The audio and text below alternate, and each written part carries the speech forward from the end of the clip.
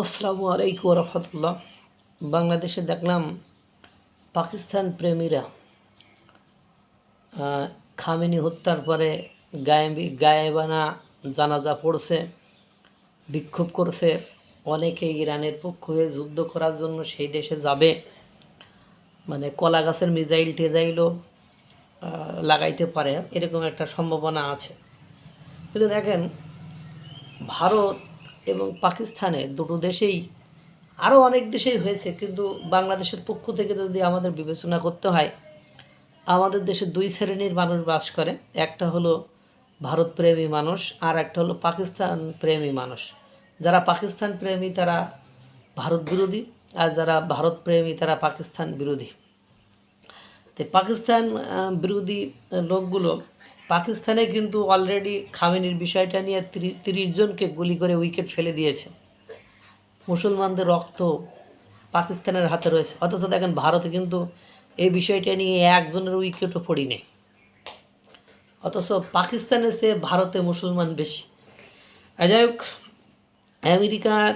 আমেরিকার পুরো রোড ম্যাপে মুখ্য ভূমিকা পালন করলো পাকিস্তানের সৈন্যরা। আমেরিকা বলল ইরানে হামলা করবে। এরপর আফগানিস্তান বলল আমেরিকা ইরানে হামলা করলে তারা ইরানের পাশে দাঁড়াবে। এরপরে গত পরশু আমেরিকা পাকিস্তানকে দিয়ে আফগানিস্তানে অযাচিতভাবে অকারণে হামলা চালালো। আফগানিস্তান কিছুটা দুর্বল হলো, আর আজ আমেরিকা ইসরায়েলকে দিয়ে ইরানে হামলা করলো। অর্থাৎ আমেরিকার পুরো রোড ম্যাপে মুখ্য ভূমিকা পালন করলো ভিখারি পাকিস্তানের নাপাক সৈন্যরা। এরপরও যেসব আল বটরের বাচ্চারা পাকিস্তানের পক্ষে কথা বলে, এরা শুধু দেশের শত্রু না, বরং মূলধারা ইসলামের শত্রু। 71-এও এইসব পাকিবিজরা বাঙালিদের উপর হওয়া গণহত্যা এবং ধর্ষণকে সেলিব্রেট করেছিল। সহজ ভাষায় বললে এসব আল বটরের বাচ্চারা হলো নব্য বনি ইসরায়েল। পৃথিবীতে আজ পর্যন্ত মুসলিম হত্যার লিস্টে পাকিস্তানি নাপাক সৈন্যরা প্রথম লিস্টে। তারা বাংলাদেশের গণহত্যা চালাইল, তারা বালুচিস্তানে গণহত্যা চালাইল, তারা সিরিয়াতে আমেরিকার হয়ে ডলারের জন্য নিজের মুসলমান ভাইদের হত্যা করলো, তারা আফগানিস্তানে মুসলমান হত্যা করলো।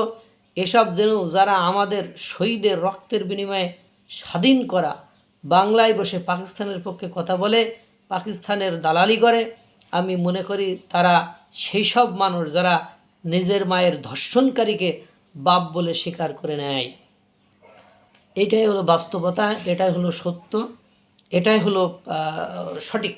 আপনি দেখেন এই বিষয়ে কি ভূমিকা রাখছে পাকিস্তান বরং কালকেই পাকিস্তানের আসল চরিত্র এবং চিত্র তারা প্রদর্শন করে ফেলছে।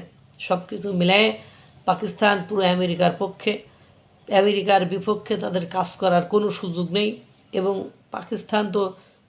পাকিস্তান এবং আফগানিস্তান যখন যুদ্ধ লেগে গেল, তখন ডোনাল্ড ট্রাম্প কিন্তু প্রকাশ্যে বলল এই যুদ্ধে পাকিস্তান খুব ভালো করেছে। এরপরে যখন বিক্ষোভকারীরা বিক্ষোভ করলো, তখন আপনার 30 জনকে সরাসরি গুলি করে পাকিস্তানে শেষ করে দিল, হত্যা করলো। যেখানে ইরান সব মুসলিম দেশে আক্রমণ করেও 30 জনকে এখনও মারতে পারে নাই, সেখানে একদিনেই 30 উইকেট ফেলে দিল পাকিস্তান। বাস্তবতা এই জায়গায় এসে দাঁড়িয়েছে। তারা গণহত্যাকারী, তারা তারা রক্ত পিপাসু, তারা সবসময় হত্যাযজ্ঞ কর্মকাণ্ড ব্যতিব্যস্ত থাকে। সুতরাং এদেরকে এখন ঘৃণা করি, ভবিষ্যতে ঘৃণা করব, আজীবন ঘৃণা করব। তাদেরকে কোনোদিন সম্মানের ন্যূনতম জায়গাটুকু দেওয়ার কোনো সুযোগ নেই। আল্লাহ তাআলা সকলকে ভালো রাখুক, সুস্থ রাখুক। আসসালামু আলাইকুম ওয়া রাহমাতুল্লাহ।